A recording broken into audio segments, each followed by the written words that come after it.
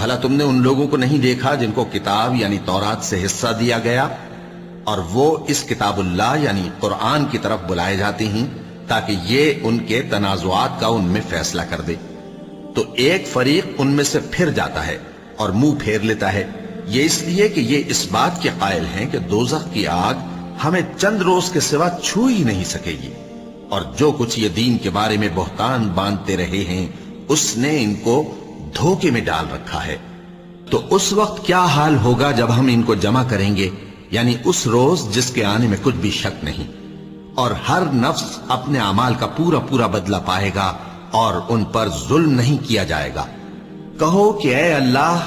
اے بادشاہی کے مالک، تو جس کو چاہے بادشاہی بخشے اور جس سے چاہے بادشاہی چھین لے، اور جس کو چاہے عزت دے اور جسے چاہے ذلیل کرے۔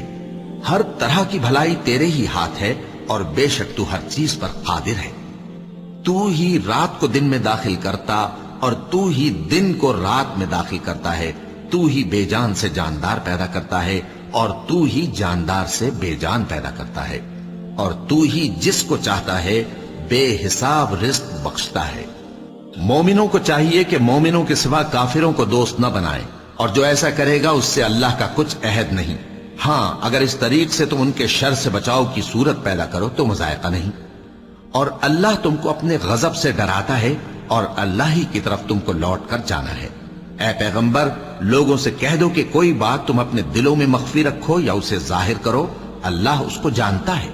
اور جو کچھ آسمانوں میں اور جو کچھ زمین میں ہے اس کو سب کی خبر ہے، اور وہ ہر چیز پر قادر ہے۔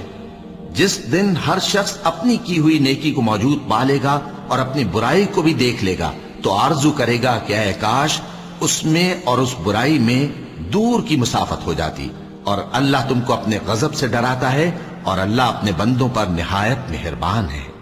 اے پیغمبر، لوگوں سے کہہ دو کہ اگر تم اللہ کو دوست رکھتے ہو تو میری پیروی کرو، اللہ بھی تمہیں دوست رکھے گا اور تمہارے گناہ معاف کر دے گا، اور اللہ بخشنے والا ہے، مہربان ہے۔